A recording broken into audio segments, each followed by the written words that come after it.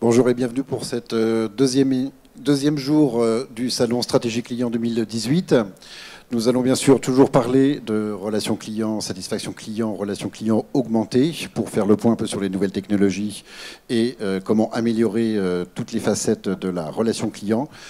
Nous allons commencer par une facette qui est toujours très très importante, capitale même. Il s'agit de la voix, comment traiter la voix pour ces relations commerciales et bien sûr profiter des dernières technologies de reconnaissance vocale pour améliorer la proposition commerciale de l'entreprise. Pour ce faire, nous accueillons Nuance Communication en la personne de Joël Drakes. Bonjour, vous êtes le directeur avant-vente, je crois, de Nuance.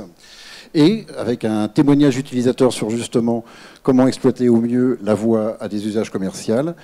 Bonjour, Mathieu Rochard, vous êtes directeur commercial Mass Market de Direct Energy. Je vous laisse la parole pour vous présenter l'entreprise. Bonjour à tous, bienvenue. On va vous parler un tout petit peu de Nuance, parce qu'on sait que vous êtes là pour écouter le témoignage de Direct Energy et de Mathieu Rochard. Donc on va laisser énormément de temps à Mathieu pour présenter son projet. On laissera également du temps pour les questions-réponses. Donc n'hésitez pas à nous poser toutes vos questions à l'issue de cette conférence. Et on va juste vous commencer en vous présentant très rapidement qui est l'entreprise Nuance.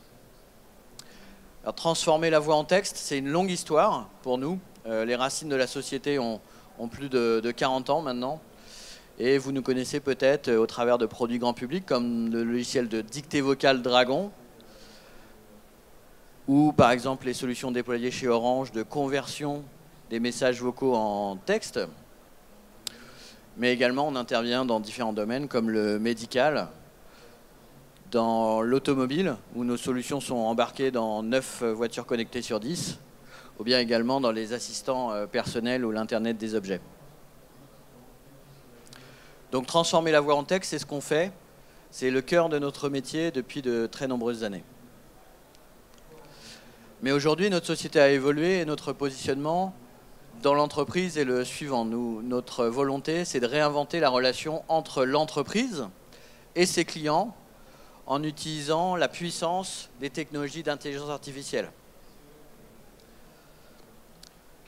Alors je sais que je ne vais pas forcément vous impressionner avec ces termes-là. Le salon tout entier est placé sous le signe de l'intelligence artificielle.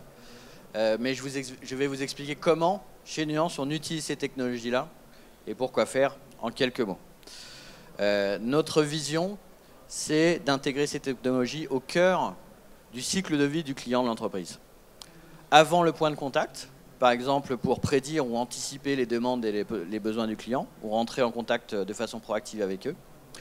Au point de contact, vous nous connaissez peut-être dans l'entreprise pour les services vocaux conversationnels, les serveurs vocaux en langage naturel par exemple, ou transactionnels, déployés dans les grandes banques françaises comme le Crédit Agricole, le LCL ou la Maïf par exemple. Mais également au moment de l'interaction, avec des technologies interactives comme les chatbots qui utilisent l'intelligence artificielle pour qualifier et automatiser une partie des demandes sur vos canaux digitaux. Mais également pendant l'interaction et après l'interaction, post-point de contact entre le client et le conseiller. Et notamment, on intervient dans un domaine qui est très présent aujourd'hui dans les demandes des directions de service client, à savoir le speech analytics, c'est-à-dire comment extraire de la donnée, de la matière actionnable dans cette somme de données non structurées qui sont contenues dans les enregistrements vocaux que vous collectez à des fins de qualité de service. Quelques chiffres, nuances, je ne veux pas vous bombarder de chiffres, mais peut-être le plus intéressant, c'est que nous intervenons dans le domaine de l'entreprise depuis plus de 20 ans. Et nous utilisons les technologies d'intelligence artificielle et de machine learning depuis plus de 20 ans. La définition même du machine learning, si vous allez sur la page Wikipédia, les premiers cas d'application, c'est la reconnaissance optique de caractères, ce qu'on a fait à l'origine avec la société Scansoft, ou la reconnaissance de la voix. Et donc ces technologies-là, ça fait que quelques années qu'on va dire on en parle dans l'entreprise, mais ça fait des décennies littéralement qu'on les met en œuvre. Et ça fait plus de 20 ans, à savoir, je vous parle d'une époque où des acteurs comme Google et Facebook n'existaient pas encore. Donc nous sommes vraiment des pionniers dans le domaine. Et nous sommes une entreprise qui maîtrise cette technologie-là, présente globalement dans le monde avec plus de 14 000 employés. Nous avons plus de 6 500 clients entreprises et nous travaillons avec les plus grandes banques et les plus grands opérateurs télécoms en France. Voilà, mais le plus important aujourd'hui, c'était de permettre de recueillir le témoignage de Direct Energie. Et je passe la parole à Mathieu Rochard, le directeur commercial Mass Market de Direct Energie. Merci Joël, bonjour à tous. Ça fait beaucoup d'ambition pour cette maigre présentation, mais je vais quand même essayer de vous partager effectivement notre projet autour de la relation client augmentée. Pour se faire un petit mot sur Direct Energie, pour ceux qui ne nous connaissent pas, on est concurrent des fournisseurs historiques d'électricité et de gaz. On a été fondé il y a 15 ans. On fait un chiffre d'affaires d'à peu près 2 milliards en France pour servir 2,6 millions de clients en électricité et en gaz en France et en Belgique. On est aussi acteur de la fourniture mais aussi acteur de la production puisqu'on a fait de nombreuses acquisitions dans des centrales à gaz mais aussi des champs éoliens et solaires. Voilà, aujourd'hui on a un podium et le marché de la fourniture d'énergie il est de belles références avec EDF évidemment encore largement devant sur la partie électricité. Engie en deuxième position, c'est l'ancien GDF pour ceux qui connaissent un peu plus. Et puis Direct Energie qui voit arriver derrière lui des acteurs qui sont eux aussi de taille assez importante. Total d'une part et puis même Eni qui est l'équivalent du EDF en Italie. Et du coup la question c'est comment nous on renouvelle notre expertise et notre différenciation. Très clairement il y a des gens qui sont beaucoup plus gros que nous, beaucoup plus puissants. Comment un petit fournisseur fondé il y a 15 ans qui peut faire encore un peu moins de 600 salariés arrive à se positionner et on a réussi aujourd'hui à attirer 2,6 millions de clients dans une promesse qu'on essaye de renouveler tous les jours, hein, qui est l'expertise de l'expérience et la manière d'avoir des expériences qui sont cohérentes, qui sont saines et qui amèneront du futur développement. On a été reconnu en ça, alors ça manque un peu d'humilité ce slide, mais par un certain nombre de prix, élu service client de l'année depuis 11 ans, podium de la relation client en 2018, trophée CaliWeb. En tout cas, voilà, on a notre différenciation, c'est la capacité à proposer une expérience qui sera la plus cohérente possible et qui, par la qualité de ce qu'on pourra délivrer, sera capable de rebondir dans les ventes. J'en reviens plus précisément au projet. En fait, on est reparti d'une question assez simple qui est de dire finalement, si on veut être encore meilleur dans notre commerce, qu'est-ce qu'il nous reste à faire? Et puis on est reparti d'une définition. Alors après, elle est critiquable cette définition, mais on s'est dit que finalement, si on voulait repartir du commerce, le commerce, il y a évidemment une réflexion produit qui est liée à la notion de bien et de service. Mais qui touche déjà pour partie au moins à la partie d'expérience client. Et puis il y a surtout un échange. Et ça, c'est notre combat de tous les jours, c'est comment je peux, au travers des interactions, au travers d'une vraie expérience client multicanal, au travers aussi de push marketing relationnel, créer une relation de confiance avec nos clients qui sera porteuse de fruits dans le développement, dans la fidélisation d'une part, mais aussi dans la conquête. Et une fois qu'on pose cette question-là, on se dit finalement quels sont les leviers qu'on a encore aujourd'hui dans cette quête un peu continue de l'expertise en relation client.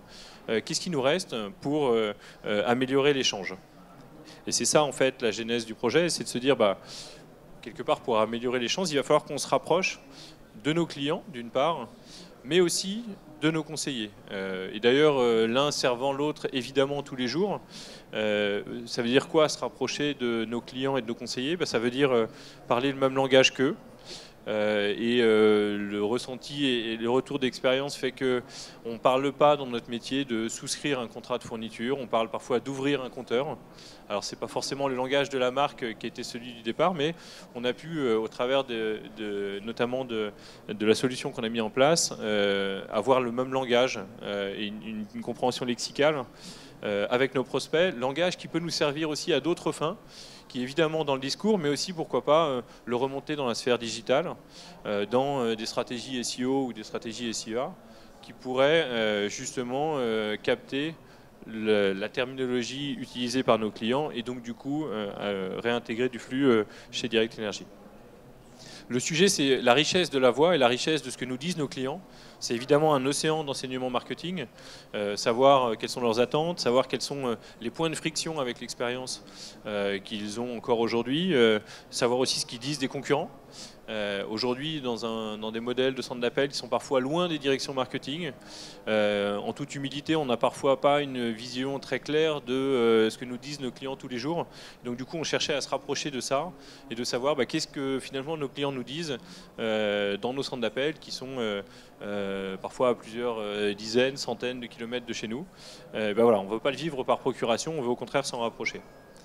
Le dernier sujet, c'est de dire cette expérience qui est aujourd'hui une expérience largement multicanale entre du web, entre des bots, entre l'ensemble des dispositifs qu'on a mis en place, comment on est capable de la rendre simple, cohérente et évidemment personnalisée. Alors personnalisée, on a déjà un peu répondu à la question si on est capable d'utiliser les mêmes tournures que lui, on est capable de comprendre ses attentes et de résoudre ses pain points, mais on va avoir aussi une volonté de se dire finalement, même dans des tunnels qui sont digitaux, qui sont très analytiques, comment la richesse de la voix, on va pouvoir la réutiliser pour la réinjecter dans le digital.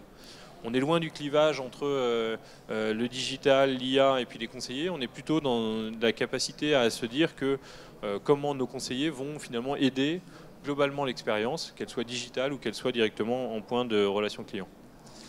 Et évidemment, l'ambition, il n'est pas uniquement dans la mesure. Alors, il n'y a sans doute pas de progrès sans mesure, mais aussi dans la capacité d'avoir quelque chose qui nous permette de redéployer en masse les enseignements qu'on va avoir acquis. Et c'était clairement un des objectifs de notre projet aussi. Et je parlais tout à l'heure de dire notre ambition, elle est de nous rapprocher de nos clients, mais aussi de nos conseillers. Parce qu'évidemment, un conseiller à l'aise et en confiance, c'est certainement un conseiller qui est bien meilleur et qui délivre une meilleure expérience. C'est aussi de valoriser les métiers de la relation client.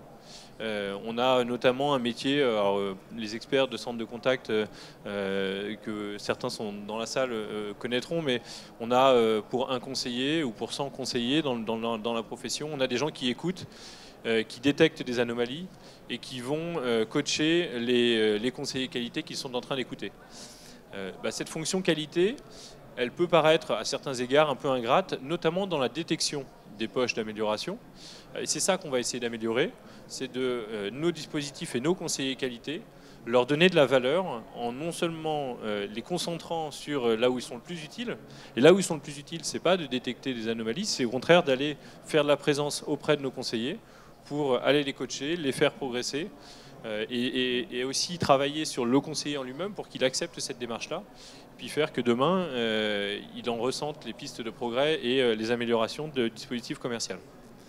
Donc, ce contexte, ça c'est une volonté forte de continuer à investir dans la relation client, mais il est évidemment pas étanche de ce qui se passe aussi sur le marché. Enfin, là-dessus, il y a largement la littérature, mais on sait que les clients font part de plus en plus d'autonomie, d'un besoin de pouvoir agir seul, d'un besoin de considération. Le besoin de considération, il passe aussi par une notion de valorisation de l'échange, de personnalisation évidemment. Que l'écosystème digital, qui est aujourd'hui largement étendu, en fait c'est aujourd'hui un écosystème qui est pour beaucoup très analytique. Je vais prendre un exemple, vous savez très bien dire dans votre GA qu'il y a 27,699% des clients qui s'en vont à telle étape du tunnel. Simplement, vous ne savez pas toujours pourquoi. Dans notre métier, nous, je vais prendre cet exemple-là parce qu'il a été aussi un peu au départ du projet. On se demandait, pour souscrire un contrat, il faut un numéro de compteur. Bon. Et dans notre tunnel Internet, sur le champ numéro de compteur, on avait un problème qui était de dire finalement, taux de sortie X%, X% avec 14 chiffres après la virgule, parce qu'on en a une métrique très fine. Simplement, après, la question, c'est de se dire, mais pourquoi ils s'en vont là? Et là, c'est beaucoup plus dur, parce qu'on peut avoir des approches analytiques. Typiquement, nous, un des sujets, et j'y reviendrai après, qu'on a fait, c'est qu'on s'est dit, est-ce qu'on ne peut pas accompagner notre tunnel web d'une démarche par la voix? Là, le sujet est un peu éloigné, parce qu'on est loin d'une dimension coût d'acquisition, et d'essayer de comprendre, en accompagnant nos clients par la voix à chaque étape du tunnel, qu'est-ce qui était réellement la cause de ce taux de sortie. Est-ce que finalement c'est qu'il n'est pas chez lui et donc il n'est pas en face de son compteur? Est-ce que son compteur il n'a pas compris la question qu'on lui posait? Voilà, et c'est toute cette richesse qu'on peut capter dans la voix, une richesse sémantique d'une part, mais aussi une richesse émotionnelle. Ça peut très bien être de dire oh là là, c'est long, c'est le 4e chant, j'ai l'impression d'avoir déjà ressenti. Et c'est cette richesse-là qu'on va essayer ensuite de réinjecter dans un écosystème, évidemment centre d'appel, mais aussi plus largement digital. Et évidemment, il y a aussi dans les facteurs exogènes la question de se dire est-ce que la maturité des solutions qui sont proposées aujourd'hui, le speech to text, c'est pas un sujet nouveau, mais est-ce que les progrès réalisés en la matière permettent justement de développer des projets qui ont des ROI et qui finalement vont apporter et délivrer suffisamment de valeur pour pouvoir être mis en place. On a donc listé un certain nombre de chantiers, ou en tout cas d'attentes qu'on avait vis-à-vis de ce projet. Dans ces projets, il y a volontairement 2 ordres d'attente. D'abord, la capacité à ne pas investir dans un projet dont le ROI sera dans 3 ans et demi, parce que déjà, c'est une fragilité pour avoir les décisions d'investissement.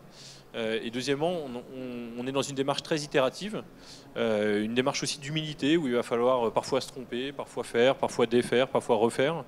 Et également, dans cette démarche d'humilité, se dire on est dans des modèles qui sont statistiques et donc qui sont imparfaits. Et donc du coup, on n'aura pas 100% de reconnaissance. Alors là-dessus, Joël vous parlera un petit peu des taux, mais quelque part, on sait aussi que cet outil nous permettra de focaliser le sujet, mais ne sera pas la réponse à l'intégralité de la question. Donc du coup, notre sujet était de dire, développons des leviers qui soient des leviers court terme et des leviers sans doute beaucoup plus moyen terme. Je vais en prendre quelques exemples. Le premier, c'est justement cette partie contrôle qualité dont je parlais. Comment on est capable de détecter, au-delà des 2-3 écoutes qu'on est capable de faire par conseiller et par an, comment on est capable de détecter sur un volume beaucoup plus considérable. Est-ce que les conseillers disent bien les phrases qui sont obligatoires dans le script? Parce que ça, on a tous dans nos scripts des réglementations à satisfaire. Est-ce que, par exemple, les temps de parole sont bien répartis entre le conseiller et entre l'agent? Et du coup, de se dire, est-ce que les agents les plus bavards sont finalement des bons agents? Est-ce qu'il faut plutôt plus parler, plutôt moins parler, plutôt être dans l'empathie? Qualifier ainsi les meilleures pratiques qui sont à mettre en place. Pouvoir aussi, on suit tous, alors autre métrique un peu technique, mais on suit tous des durées moyennes de traitement. Mais ces durées moyennes, en fait, elles sont parfois pas forcément du fait du conseiller, quand le client met en pause. Donc du coup, par l'analyse de la voix et une analyse assez fine des métadonnées que nous fournira l'outil, de pouvoir se dire, finalement, on va corriger une durée moyenne de traitement en une durée moyenne utile. On a aussi évidemment toutes ces métriques-là au service de la valorisation de la profession, notamment de la profession qualité, mais aussi de la profession du conseiller, en le concentrant sur les actes les plus à valeur, et puis en lui donnant les clés de réussite justement de cette relation client augmentée par l'outillage. La capacité aussi à re-challenger nos discours, mais aussi notre manière de nous exprimer dans le web. Je reviens sur l'exemple de souscrire un contrat. En fait, ça ne se dit pas souscrire un contrat dans le business, ça se dit ouvrir un compteur. Donc, finalement, c'est peut-être ça qu'il faut mettre sur notre tunnel Internet. C'est peut-être ça qu'il faut aller bider en SEA. C'est peut-être comme ça qu'il faut s'exprimer. Et cette richesse-là, on a l'humilité de se dire qu'il faut qu'on la re-challenge parce que ça peut évoluer. Et nos dispositifs sont imparfaits. Nous n'avons pas réponse à l'ensemble des attentes de nos clients.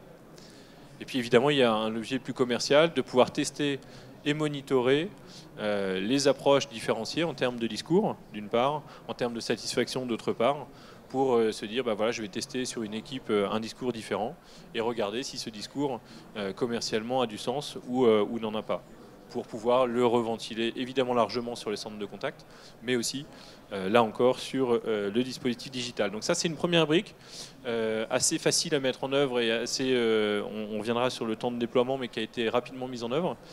Et ensuite, il y a, je dirais, le step 2, sur lequel on y va avec pas forcément plus de prudence, mais en tout cas plus d'itération et de vigilance, qui est de dire, une fois qu'on a la donnée en texte, on peut en faire beaucoup de choses. Ça, c'est un peu plus facile à faire. On peut commencer par faire de la co-création marketing. en disant bah, je vais savoir ce que disent mes clients ou mes prospects de mon produit, mais aussi du produit des autres, et de se dire bah, voilà, comment j'intègre ça dans une démarche de co-création marketing autour du verbatim client. On va pouvoir, dans la voix et dans les métadonnées, tout ce qui accompagne le texte, c'est aussi finalement une espèce de courbe d'intensité. Juger de l'intensité émotionnelle de nos discours, est-ce qu'il y a vraiment un acte de satisfaction. L'enquête de satisfaction la plus fine serait en ce sens de se dire celui qui génère le plus d'envie et d'attrait de la part des prospects et des clients. Et puis évidemment il y a une opportunité. Aujourd'hui nous on a fait le choix d'une solution qui n'est pas une solution temps réel, notamment parce qu'il faut qu'on fasse monter les outils aussi à la vitesse des conseillers, et imposer à un conseiller une solution qui temps réel va pouvoir lui donner, c'est très perturbant. En tout cas dans notre métier c'était un petit peu compliqué à faire, mais est-ce que demain sur toute ou partie du dispositif on n'est pas capable de le faire et étendre cette démarche une fois qu'on aura validé les apprentissages. Et c'est pour ça que je reviendrai tout à l'heure sur l'humilité, mais il faut se dire que cette machine est forcément, et même si on prend les meilleurs du domaine, elle est toujours imparfaite. Il ne faut pas oublier que le facteur de désenchantement, il peut être très important. Je pense que ceux qui ont eu dans des SVI vocaux des expériences où à la fin ils ont fini par s'énerver parce que la demande n'avait pas été comprise, si jamais on est très vigilant sur notre expérience de marque, il ne faudra pas oublier que le facteur de désenchantement, il est aussi très important de la part d'une cible large, et au moins aussi destructeur que ne peut l'être le facteur d'enchantement au bénéfice des clients. Voilà, tout ça pour dire des grands mots pour finalement un exemple qui nécessite d'être concrétisé, et du coup on a préparé une petite vidéo pour vous expliquer concrètement ce qu'est le produit. Bonjour, Monsieur Jean-Claude.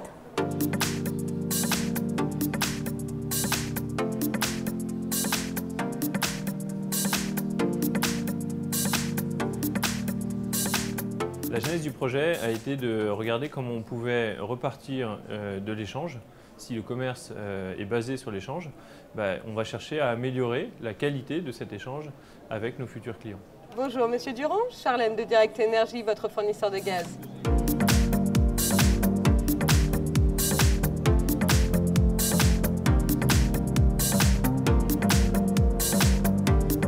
Cet outil permet aux conseillers qualité de bien focaliser sur les points qui sont des sujets d'expérience et d'aider à faire progresser nos conseillers clientèle. On va regarder les points qui sont encore pas tout à fait maîtrisés par nos agents. On va demander à nos conseillers qualité d'aller refaire des passes sur les discours et de s'assurer que le conseiller va pouvoir être plus performant. Ce qu'il en résulte, c'est une maîtrise des discours et effectivement une capacité commerciale augmentée. Voilà, une petite vidéo courte qui concrétisera et puis qui permet justement de visualiser l'outillage qui a été mis en place. Pour parler du projet et de la mise en œuvre de cette solution, c'est un sujet qu'on a démarré en 2016, notamment la genèse, et je vous en parlais, c'est justement la possibilité d'accompagner et de comprendre pourquoi on avait des taux de sortie sur notre tunnel. Donc du coup de prendre, en fait on a mis techniquement des click to call dans notre tunnel, avec la ferme résolution pour les agents qui recevaient les appels de surtout pas finir à la voix, mais bien d'accompagner finalement le client sur le tunnel pour comprendre les taux de sortie et pour comprendre effectivement les facteurs d'insatisfaction de notre tunnel web. Donc on a commencé à ça et on a eu en fait tellement de matière qu'on s'est dit que ça c'était tellement puissant qu'il fallait qu'on aille beaucoup plus loin. Et donc du coup on a embrayé sur une démarche où on a pris un certain nombre d'enregistrements et on les a donnés à pas mal d'acteurs du marché pour regarder en fonction de leurs outils quel pourrait être l'output en termes de métadonnées, en termes de qualité de la transcription, et puis en termes aussi de quel type de solution était proposé. Donc on a fait cette espèce de POC, et une fois qu'on a POCé, on a regardé, nous, quelle utilisation on pourrait faire de l'output qui avait été fourni par les différents fournisseurs. Donc on a repris les chaînes texte et on se dit, est-ce que finalement, encore une fois le sujet n'est pas nouveau, mais est-ce que finalement la maturité de ces solutions-là permet d'avoir une matière qui soit exploitable et puis surtout qui soit héroïste. Et ça clairement on a validé ce sujet-là au travers d'une ébauche de la solution que vous avez vue. Et en 2017, donc on a mené un round de sélection au premier semestre, et le projet est live chez nous depuis à peu près un an, depuis juin 2017, dans lequel on est encore en train de le perfectionner. On n'a pas bon tout de suite, mais on a des achievements qui nous permettent de faire progresser la solution, et puis d'aller un peu plus loin à chaque fois dans ce qu'on peut fournir comme outil aux conseillers. Le choix de nuances, c'est évidemment, j'imagine, une question que vous vous posez, et j'imagine aussi ce pourquoi on est là aujourd'hui. Pourquoi on a pris nuance? On a comparé, alors je ne vais pas me fâcher avec les autres fournisseurs, mais on a comparé beaucoup de solutions qui sont des solutions SaaS, qui sont des solutions ou spécialisées ou des solutions très très larges. On a comparé aussi avec les GAFA, avec tout ce que peut proposer Watson, Google en la matière. Et finalement, ce qui a retenu nous notre attention, et encore une fois, peut-être que le contexte de chez vous sera potentiellement différent, mais ce qu'on a apprécié, c'est un niveau de départ de la solution Nuance qui, pour le coup, était directement exploitable. Quand on a obtenu plutôt le résultat de chacun de la transcription des partenaires avec qui on a travaillé, on a eu des restitutions très inégales, avec des moteurs qui parfois sont très bons à la fin, mais qui nécessitent un an d'apprentissage. Et voilà, et dans notre souhait, nous, d'avoir des achievements assez court terme, on a préféré avoir quelqu'un qui avait un niveau de départ suffisamment bon pour pouvoir lancer le projet. On avait aussi pour souhait de ne pas avoir une démarche d'investissement très importante sur justement la spécialisation et l'entraînement de la solution. Vous avez des démonstrations qui sont faites de temps en temps sur des verticales. Nous, on a, et on pense qu'on a certes un lexique qui est propre à notre métier, mais on a un panel de demandes très très large. Et donc du coup, la capacité à avoir un acteur un peu tout terrain, qui n'était pas verticalisé, mais qui du coup permettait de gérer beaucoup plus de compréhension un petit peu en broadcast dans les discours, a attiré notre attention. Et sur l'aspect technique, pourquoi on a retenu Nuance, c'est aussi sa capacité d'intégration. En fait, c'est assez simple de notre point de vue, parce qu'on a chez nous, et hébergé au sein de l'infrastructure Direct Energy, un serveur de Nuance qui tourne chez nous. Ce qui pose plusieurs questions, c'est effectivement la simplicité de mise en place du projet, déjà. Donc peu d'interface, peu de mode SaaS, peu de mode abonnement, mais également une question aussi de confidentialité des données, et en la matière, le terme RGPD fait un peu peur à tout le monde. On parle d'enregistrement, donc on parle dans nos enregistrements, il y a des RIB, il y a des données évidemment personnelles, et donc du coup on préférait nous une solution qui soit entièrement chez nous, hébergée dans notre infrastructure, et qui puisse tourner, dont on garde la complète maîtrise. Et le dernier élément qui a porté notre choix vers Nuance, c'était aussi le fait d'avoir une structure qui soit solide. On est sur un acteur qui n'est pas embryonnaire. Aujourd'hui, beaucoup de monde essaie de se lancer sur des démarches de speech analytics. Alors certains sont peut-être un peu plus fragiles que d'autres. Certains sont dans une course au développement qui fait que, est-ce qu'ils ont la capacité à vraiment, au-delà de leur développement commercial, accompagner leurs clients dans la durée et jusqu'à la finalisation de la solution. En tout cas, la solidité du groupe et sa capacité à gérer son développement d'une part, mais un accompagnement fin de notre part, a été aussi un des facteurs déterminants dans notre décision. Je suis en retard, donc concrètement, comment ça se passe au-delà de la petite vidéo, et là il y a aussi un facteur clé de succès, c'est qu'on a besoin d'intégrer. On ne voulait pas que cette brique soit complètement indépendante de toute notre partie transactionnelle. Donc on est parti du sujet de dire on a chez nous un portail de souscription qui est un outil transactionnel. Hop là. En fait, cet outil transactionnel, il va finalement s'accoster avec l'outil d'enregistrement de nos partenaires. Alors on travaille avec Webhelp et ADM sur le sujet. Et pouvoir justement dire tel enregistrement il est lié à telle souscription. Ça va être important parce que le contexte des mots-clés qu'on va rechercher derrière, il dépend évidemment du contexte de l'appel.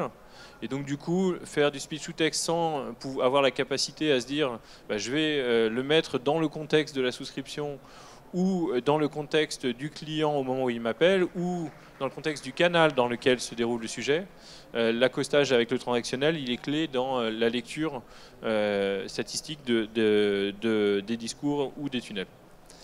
Il y a un premier output au passage, c'est que rares sont les solutions d'enregistrement qui permettent simplement de retrouver un dossier ou d'analyser un dossier. Et donc du coup, le fait d'établir un couplage entre notre transactionnel et notre outil d'écoute, ça nous a permis notamment d'avoir des recherches très simplifiées vis-à-vis de nos agents. Je pense encore là au métier de qualité qui écoute souvent des appels sans trop savoir ce qu'il va écouter. Là, ne serait-ce qu'en faisant cette intégration-là, on a juste une possibilité de se dire là, je vais rechercher tel dossier, je sais ce que j'ai envie d'écouter, et donc du coup, je vais pouvoir l'analyser. Une fois qu'on a un outil d'enregistrement, en fait, on rapatrie. Un point important aussi, la qualité de la transcription, elle va dépendre pour beaucoup de la qualité intrinsèque de l'enregistrement. Donc on va chercher des fichiers les plus gros possibles. Alors, on n'est pas du tout dans une logique de compression, on est dans une logique d'enregistrer avec les bitrates les plus importants possibles. On ne prend pas du MP3, on va prendre du Wave, on va prendre ce qui a le plus grosse qualité, ce qui posera des problématiques de stockage et d'infrastructure, mais qui sera garant de la qualité de la transcription qui sera faite derrière. Donc on va stocker. Chez nous, alors pour les plus techniques d'entre vous, on a doublé la liaison sécurisée qu'on avait avec nos centres d'appel.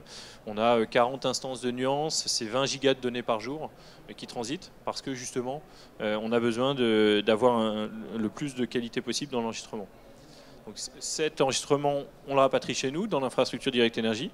On fait tourner le run directement de nuances sur les 40 instances et les 10 serveurs qu'on a chez nous. Et puis ensuite, on a travaillé avec une agence digitale qui s'appelle Tipstank et qui, elle, nous a fait le petit dashboard que vous avez vu dans la solution et qui fait aussi courir des moteurs d'analyse sémantique pour pouvoir tirer toujours plus de valeur de cette richesse de la voix retranscrite en texte et en métadonnées, mais toujours aller plus loin dans le côté analyse émotionnelle, sémantique, au bénéfice de la performance commerciale. Voilà, et j'en terminerai avec ce dernier slide. Voilà, si vous avez envie de vous lancer dans un projet, et j'imagine que c'est un peu votre présence ici, pour nous, quelques key success factors de notre projet. Je pense qu'il faut rester humble. Encore une fois, c'est un score statistique, donc ne pas nourrir trop d'attentes, en tout cas immédiates, sur le sujet. On détecte bien des mots, on détecte un petit peu moins bien des phrases. Donc il faut savoir calibrer cette machine-là et ne pas forcément attendre trop et trop vite. C'est des métiers, c'est un projet qui a des vertus, notamment de désiloter les organisations, notamment métiers et SI. Il faut clairement avoir des métiers qui ont une appétence technique. Il faut aussi clairement avoir des gens du SI qui soient capables de comprendre les problématiques métiers. Et donc du coup, on a là-dessus une task force chez nous qui a plutôt bien fonctionné avec un vrai binôme porteur sur le sujet. Le deuxième sujet et le troisième risque, c'est pour moi de se perdre dans la solution. Tous ces projets-là n'ont de sens que si jamais il y a une valeur client qui est restituée. Et donc du coup, si jamais on fait la solution pour l'outil, très clairement, c'est pas la peine de le faire parce que c'est des outils qui nécessitent un investissement qui, en termes de SI, en termes de ressources, mais simplement en termes d'euros, sont quand même conséquents. Donc il ne faut jamais perdre de vue. Ok, si je fais ça, je le fais pour quelle valeur délivrer à la fin au client ou pour quelle valeur délivrer au conseiller. Mais normalement, vous aurez dû comprendre que tout ça, en tout cas chez nous, essaye de se mettre à la place du client. Et donc, du coup, garder en focus ce que je fais, quelle valeur va être délivrée auprès du client.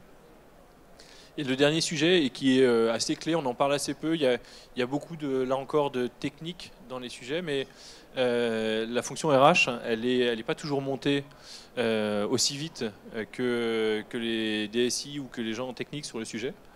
Donc il y a toute une dimension, et c'est pour ça aussi qu'on y va par palier graduellement, de regarder comment les conseillers, comment les équipes qualité, mais comment aussi la réorganisation du travail au travers de cet outil-là, elle se fait de manière progressive, elle se fait en appropriation de la solution par les conseillers et puis par l'ensemble des gens qui seront utilisateurs. Et là-dessus, voilà, il y a une démarche sans doute graduelle, sans doute très collaborative aussi à faire pour que pour élargir sur le sujet de l'intelligence artificielle, cette IA soit justement productive dans la valorisation des métiers, notamment celui de la qualité, dans la détection et l'amélioration de l'erreur, mais tout ça se fasse dans une appropriation par les gens qui travaillent et qui l'utilisent au quotidien. Voilà, je suis désolé, j'ai peut-être été un peu long, mais si vous avez des questions, je crois qu'il y a un temps après pour y répondre. Merci. Merci Mathieu, merci beaucoup pour ce témoignage. On voulait profiter de cette conférence pour vous parler très rapidement un petit peu de la solution technique.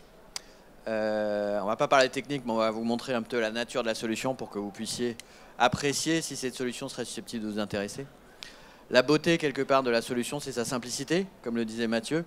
C'est juste un moteur de transcription qui va prendre d'un côté vos enregistrements audio, ou bien votre flux audio en temps réel ou en temps semi-réel en streaming, et le convertir dans un format exploitable, un format texte accompagné d'un certain nombre de métadonnées, l'horodatage précis de chaque mot, des scores de confiance, des alternatives, etc. Et ce contenu, cette matière, est ensuite destiné à être stocké, archivé et exploité par des solutions tierces, indépendantes finalement du moteur de transcription, comme l'a fait Direct Energy.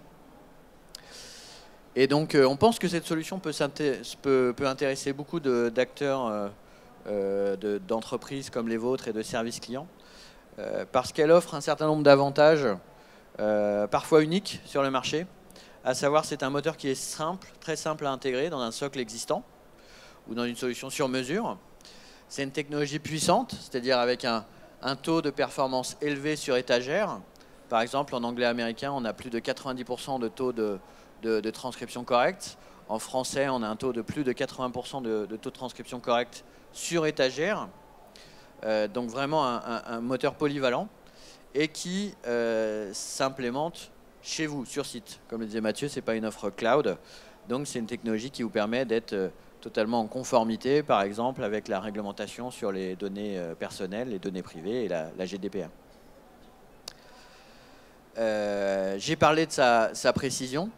Non seulement le taux de reconnaissance est très élevé, mais en plus on vous fournit des métadonnées qui vous permettent d'avoir un taux de performance réel qui est plus élevé. Par exemple, si on a hésité entre deux mots et que le véritable mot se trouve en deuxième position, bah, si vous avez la possibilité de rechercher la bibliothèque des transcriptions, ce mot va ressortir comme un des mots potentiels qui a été reconnu.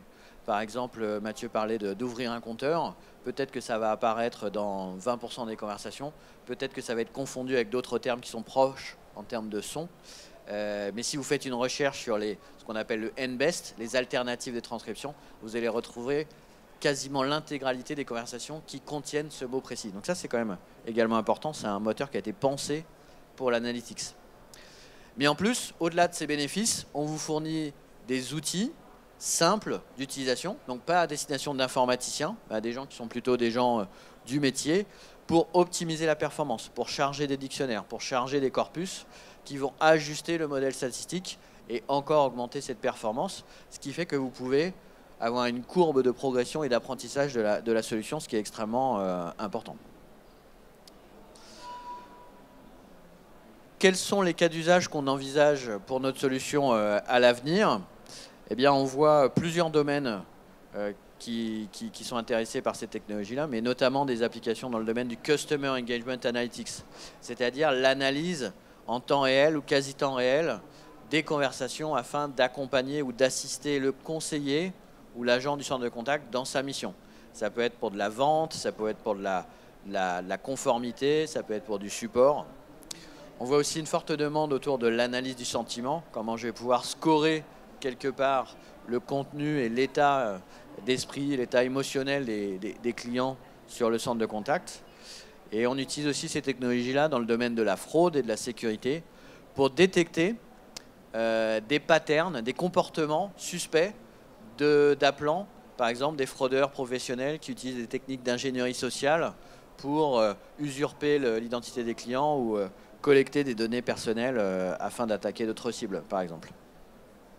Un petit exemple de Customer Engagement Analytics qu'on réalise avec un partenaire Eureka Coalminer, c'est vraiment l'idée de, sur la base de la transcription, réaliser la catégorisation automatisée du contenu intégral des conversations. Donc par exemple, d'être capable de détecter les phases qui correspondent à l'introduction, des risques de résiliation, des marqueurs d'insatisfaction, de l'empathie, des données financières liées au recouvrement, la politesse ou bien les formules de clôture de la conversation. Pour illustrer ceci, j'ai une petite vidéo en anglais sous-titrée qui vous montre une application concrète de ce type d'application. Voilà, donc ça c'est un poste de travail agent. C'est simulé, donc on a une personne qui va jouer à la fois le rôle du conseiller et du client.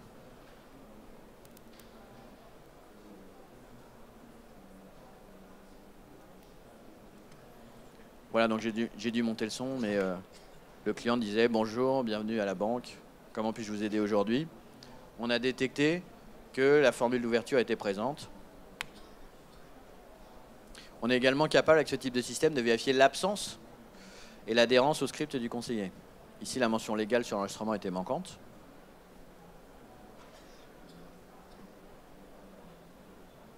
This call is recorded for quality assurance purposes. Voilà, le conseiller a dit la formule et l'alerte a été levée. Le client en fait s'appelle pour se plaindre. I'm just really frustrated. There's got to be an issue with your website. I can't tell why I keep getting these strange charges on my bill. Voilà, donc le client se plaint, il y a une réclamation. C'est plusieurs fois qu'il appelle, on détecte ces informations-là. Un réappel, une insatisfaction, un problème potentiel sur le site web, une contestation sur des transactions. May I have your credit card information? Le conseiller va procéder. It's Visa card 4566 2345 7813 8923. À l'identification du client par son moyen de paiement. Et là, par exemple, le client a choisi d'anonymiser les données de paiement pour être en conformité avec la réglementation sur le stockage des données personnelles. Yeah, I was looking for something like the Capital One Venture Card. You know, where it's a On a un dernier exemple où le client demande des informations et cite le nom d'un produit concurrent, une carte de paiement qui ouvre des droits à des points de fidélité, ce qui permet de détecter cet événement et de pousser au conseiller, par exemple, une contre-proposition spécifique basée sur le produit maison qui répond aux attentes du client. Donc voilà un petit exemple fictif, mais qui tourne avec des technologies existantes en anglais, d'application du Customer Engagement Analytics. Pour conclure, je voulais vous montrer également une petite démo qu'on a réalisée. Donc là, c'est du chatbot, en fait, c'est du temps réel, c'est de la détection d'émotions. Là, le principe, c'est non seulement nos chatbots sont capables de comprendre et de converser avec un être humain de façon automatisée, mais l'idée, c'est d'être également capable de déterminer la satisfaction, la frustration, ou la colère, ou au contraire, la capacité à recommander la marque au travers des phrases utilisées sur le centre de contact. Donc là, c'est que du texte. Là, par exemple, le chatbot est capable de détecter si le client est critique vis-à-vis des produits, de la marque, du service qui lui est délivré, et en temps réel de scorer l'aspect neutre, positif ou négatif de l'expérience client. Donc c'est le genre de choses qu'on va intégrer dans nos solutions afin d'enrichir les métadonnées qui seront disponibles dans la solution de Speech Analytics. Voilà, merci beaucoup pour votre attention. On a encore un petit peu de temps pour répondre à vos questions. On doit avoir une dizaine de minutes. En effet, si vous avez des questions à Joël ou Mathieu, n'hésitez pas, car ils ne sont pas présents sur le salon. Ils ne font que cette conférence, donc c'est le moment ou jamais pour poser vos questions, monsieur.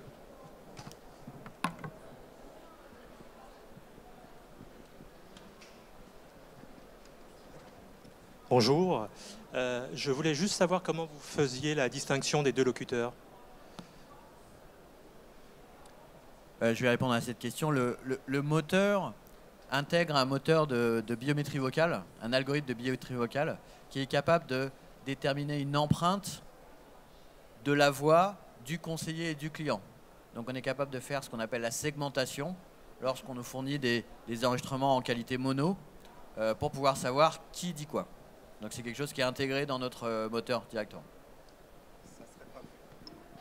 Ça ne serait pas plus simple de détecter la source techniquement, la source sonore, quoi. Enfin le micro, le haut-parleur ou... Si, et d'ailleurs c'est une discussion qu'on a eue avec Direct Energy, une des solutions, ce qui est rarement le cas lorsqu'on fait des enregistrements sur le centre d'appel. Souvent on stocke en mono. Mais une des solutions, ça serait tout simplement d'avoir les enregistrements stéréo. C'est la solution la plus performante. Oui, là-dessus, c'est la différence entre la théorie et la pratique, c'est que dans beaucoup de centres d'appel, aujourd'hui, la problématique, c'est d'avoir des enregistrements qui sont le plus petits possible pour éviter les coûts de stockage, pour éviter les coûts d'enregistrement. Donc du coup, il y a un travail à faire sur la qualité du fichier qui est assez considérable. Et effectivement, aujourd'hui, rares sont les centres qui proposent, en tout cas au démarrage et d'eux-mêmes, du stéréo. Donc c'est effectivement un move que nous, on a fait pour améliorer la séparation des locuteurs.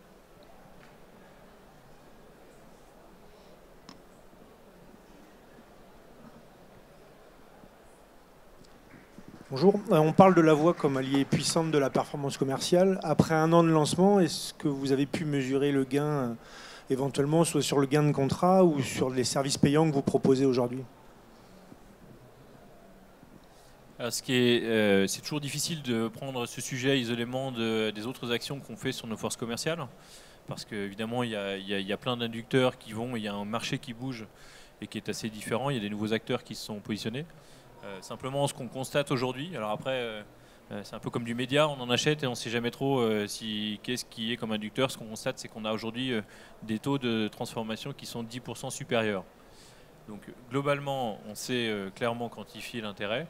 Après, vous dire ce qui est, encore une fois là aussi en termes d'humilité, ce qui est directement lié à l'utilisation de la solution, ce qui est lié à la progression des conseillers, ce qui est lié à d'autres sujets, c'est là que l'exercice devient un petit peu plus compliqué. En tout cas, on constate clairement une hausse à la fois dans le taux de transformation des appels qui nous proviennent et également une hausse dans le taux de placement produit. Je pense que c'est la deuxième partie de votre question, sur la capacité à bien argumenter tel ou tel sujet.